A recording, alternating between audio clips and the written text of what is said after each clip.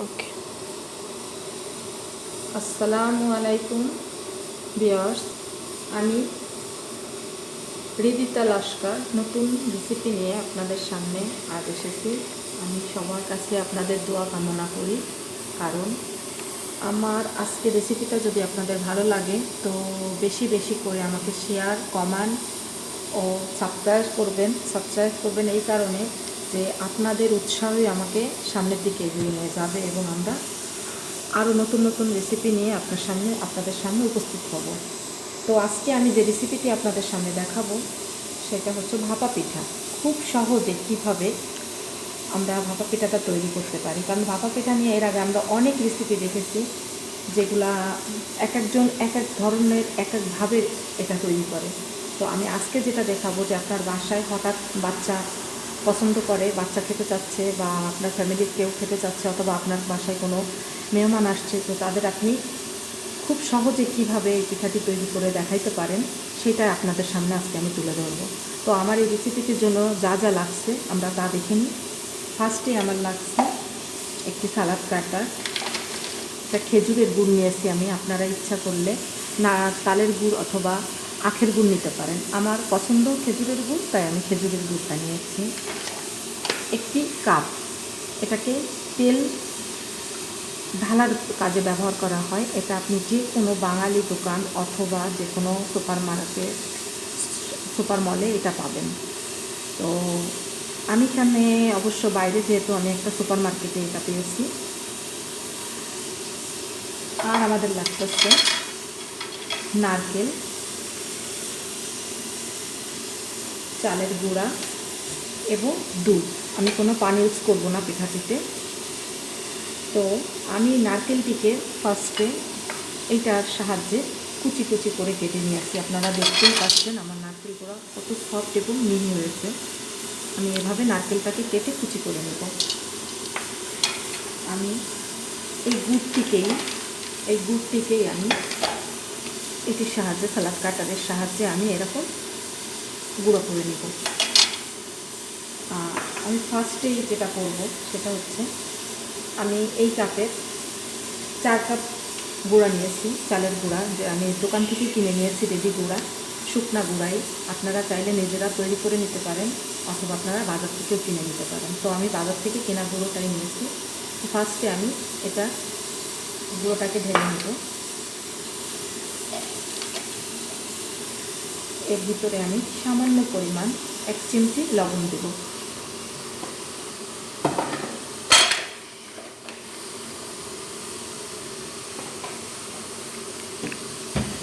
এক চিমটি পরিমাণ লবণ দিব। লবণ দিয়ে আমি ভালোভাবে মাখিয়ে নেব। এরপরে আমি আস্তে আস্তে দুধটা ইউজ করবো। আমি দুধে কোনো পানি ইউজ করতেছি না, আমি স্ট্রেট লিকুইড দুধটা ইউজ করতেছি। আস্তে আস্তে অল্প অল্প পানি দিব এবং অল্প অল্প করে আমি এটা মাখাবো।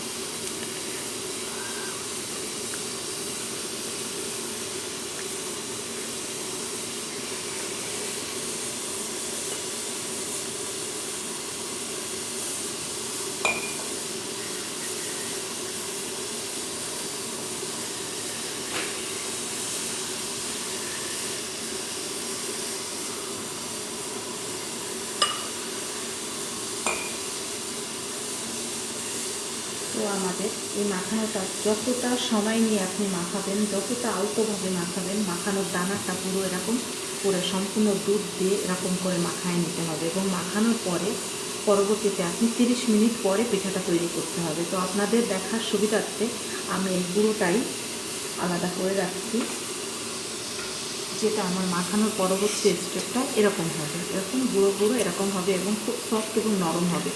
তো এটা আমার 30 মিনিট আগে আমি এটা আপনাদের দেখার সুবিধার্থে করে রাখছি।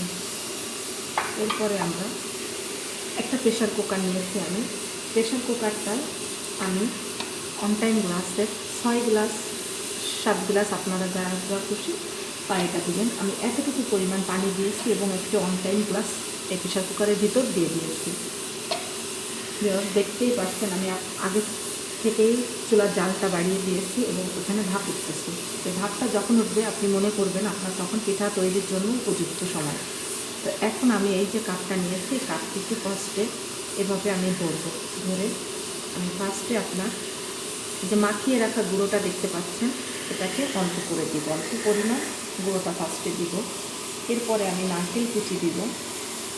খুবই সহজ এবং খুবই সুস্বাদু এই পিঠাটা, নরম সফট তুলতুলে। যেহেতু আমি পানি ইউজ করি নাই, শুধু দুধ, যার জন্য আপনার ঠান্ডা হয়ে যাওয়ার পরও এটা আপনার নরমই থাকবে, কখনো এটা শক্ত হয়ে যাবে না। অনেকের পিঠা দেখা যায় ঠান্ডা হওয়ার পরে শক্ত হয়ে যায়, আমার এই পিঠাটা কখনোই শক্ত হবে না। তো আবার আমরা নারকেল দিতে গুঁড়া দিচ্ছি, ফার্স্টে নারকেল দিচ্ছি, গুড় দিচ্ছি, এরপরে আবার আমরা গুঁড়াটা দিব।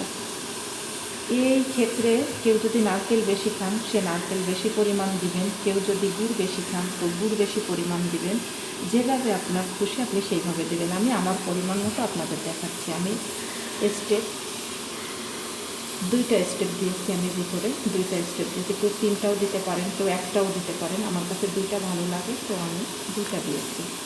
হালকা একটু আলতোভাবে, জোরে না, আলতোভাবে হালকা আমি একটু চাপ দিব। চাপ দিয়ে এবার আমি এটাকে প্রেসার কুকারের ভিতরে এভাবে দিয়ে দেব। যখন উপর থেকে আমার ভাপ উঠবে তখন আমি নিজে থেকেই দেখতে পারবো যে কালারটা চেঞ্জ হচ্ছে এবং ভিতরটা ভাপে দেখাই যাবে যে এটা হয়ে আসছে। খুব কম সময়ের ভিতরে এটা দেখা যাবে যে হয়ে গেছে। আপনারা একটু অপেক্ষা করেন, 2 থেকে 3 মিনিটের ভিতরে আমার পিঠাটা কমপ্লিট হয়ে যাবে।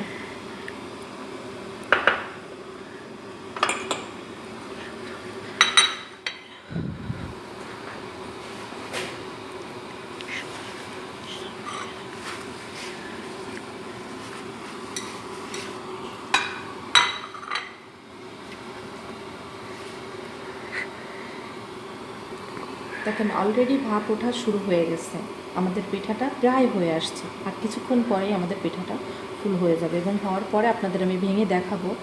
যে কতটুকু দেখতে পাবেন জানি না, কিন্তু ট্রাই করলে অবশ্যই বুঝতে পারবেন যে পিঠাটা কতটা টেস্টি এবং কতটা নরম, তুলতুলে ও সফট। অবশ্যই আপনাদের ভালো লাগবে এবং আপনাদের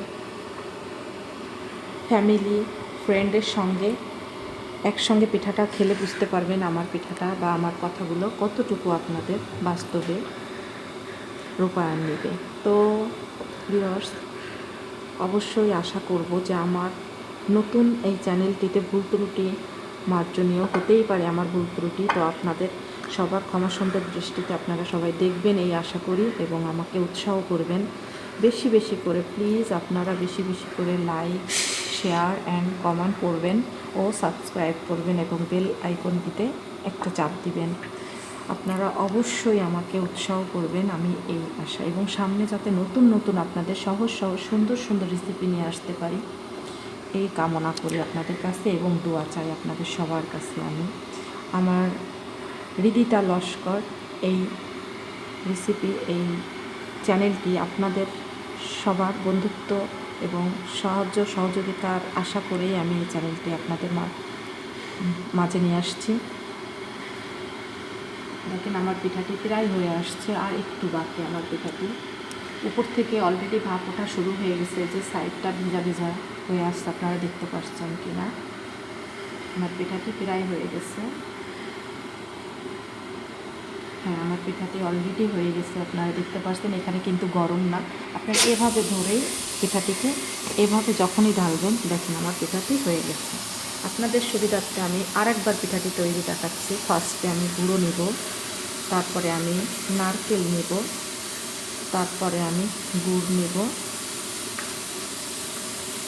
তারপরে আমি আবার গুঁড়া নেব, আবার আমি নারকেল নেব, আবার আমি গুড় নেব, আবার আমি গুঁড়া নেব। আমি 2টা লেয়ার দিচ্ছি আপনাদের সুবিধার জন্য। আমি পিঠাটি আরেকটা তৈরি করে দেখাচ্ছি।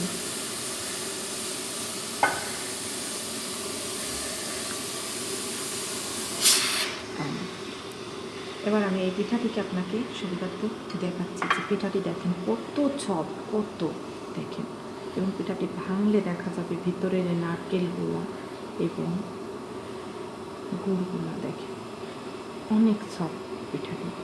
এবং দানাগুলা পুরো গুঁড়ো গুঁড়ো। খেলে বুঝতে পারবেন কত মজাদার এবং সুস্বাদু আমার এই পিঠাটি। অবশ্যই আপনারা তৈরি করে আপনার প্রিয়জনদের খাওয়াবেন, বাচ্চাদের খাওয়াবেন, ফ্যামিলিকে খাওয়াবেন, ফ্রেন্ডদের খাওয়াবেন এবং বেশি বেশি করে আমাকে শেয়ার এবং কমেন্ট করবেন, আমাকে উৎসাহ করবেন এবং দোয়া করবেন।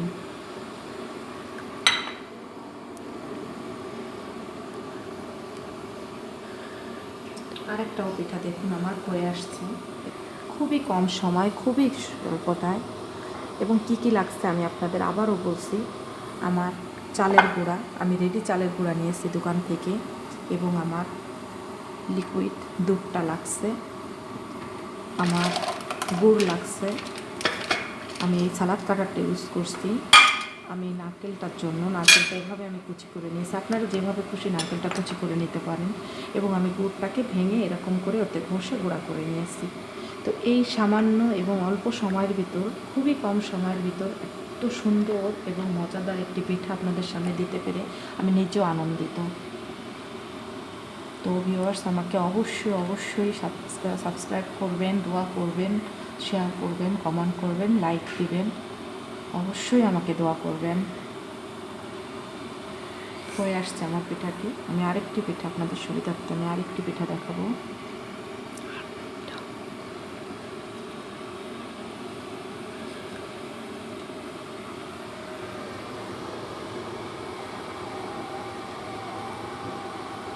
দেখুন উপর থেকে ভাপ উঠে যাচ্ছে, তার মানে আমার পিঠাটি হয়ে গেছে। সাইডটা ভিজে যাচ্ছে।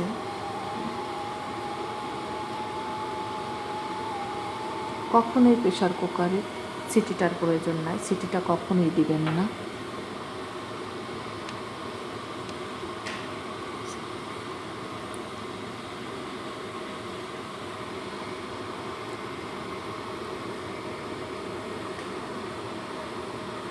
আমার পিঠাটি হয়ে গেছে, আমি আবারও আপনাদের দেখাচ্ছি পিঠাটি। দেখুন আমার পিঠাটি হয়ে গেছে। গ্যাসটা আমি চুলাটি বন্ধ করে দিচ্ছি।